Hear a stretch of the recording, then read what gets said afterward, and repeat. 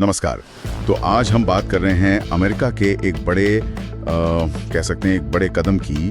भारत से आने वाले सामान पर 25% एक्स्ट्रा ड्यूटी लगाने की घोषणा हुई है। जी, और ये 1 अगस्त 2025 से लागू करने की बात है। बिल्कुल।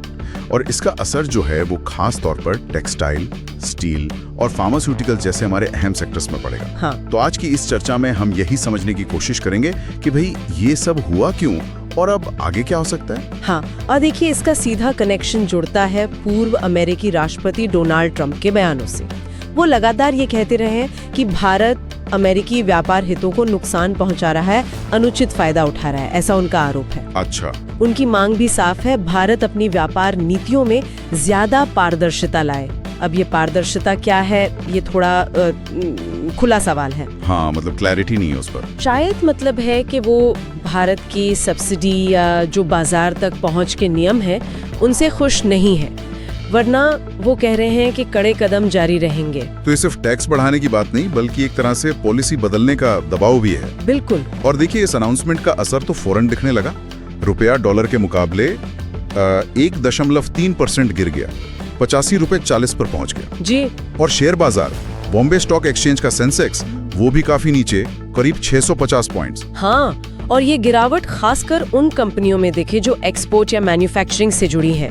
ये सीधे तौर पर जुड़ा हुआ मामला है। सही बात है। और ये सिर्फ आंकड़े नहीं है, मतलब सेंसेक्स गिरने का मतलब है निवेशकों का भरोसा कम होना। और जो अर्थशास्त्री कह रहे हैं कि जीडीपी ग्रोथ 0.4% कम हो सकती है। हाँ, ये आंकड़ा मैंने भी देखा। 0.4% सुनने में शायद कम लगे। हाँ, सुनने में कम लगता है, पर असल में इसका मतलब हो सकता है लाखों नौकरियों पर असर पड़ना, छोटे बिजनेस की ग्रोथ धीमी होना, खासकर उन इलाकों में जो इन्हीं इंडस्ट्रीज पर निर्भर हैं। तो ये तस्वीर तो काफी गंभीर है।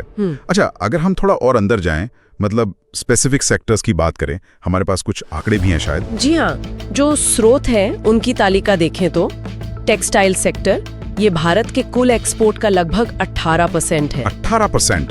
काफी बड़ा हिस्सा है ये तो। बहुत बड़ा।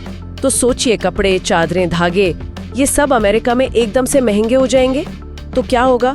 ऑर्डर कम हो सकते हैं और इसका सीधा असर भारत के बुनकरों, मिलों पर पड़ेगा।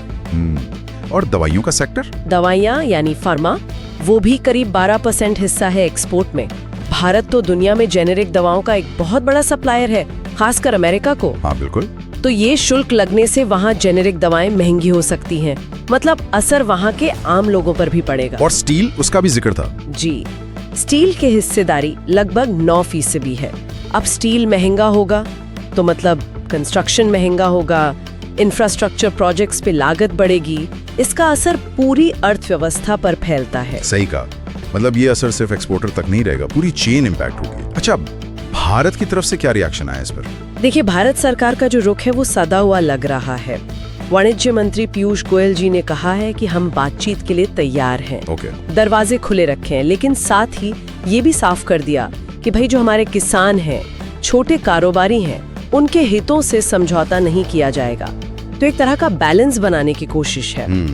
बातचीत भी और अपने इंटरेस्ट भी प्रोटेक्ट करने हैं।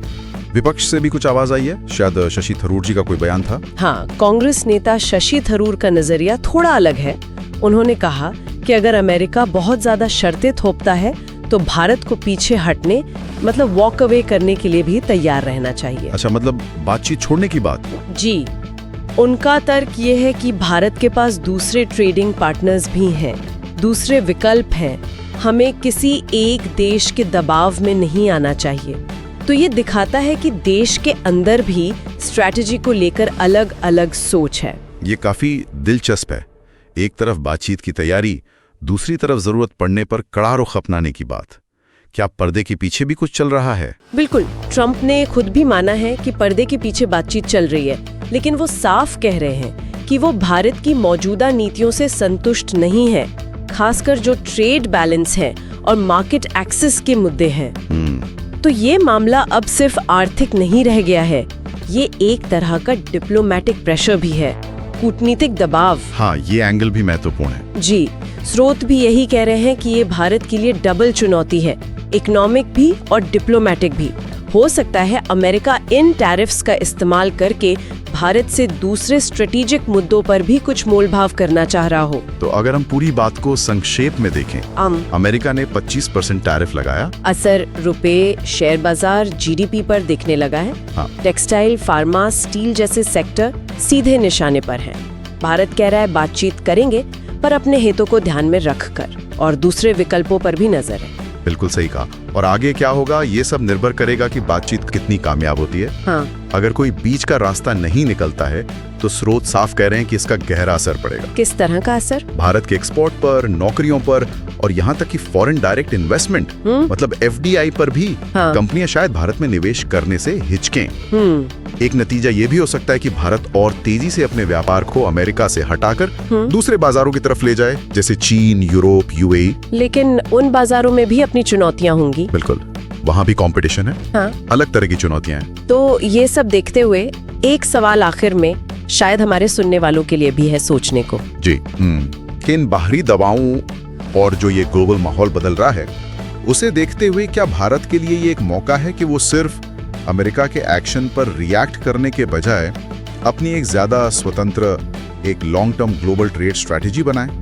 शायद ऐसी रणनीति जो किसी एक देश पर हमारी निर्भरता कम करे और भारत के अपने जो सामरिक और आर्थिक लक्ष्य हैं उन्हें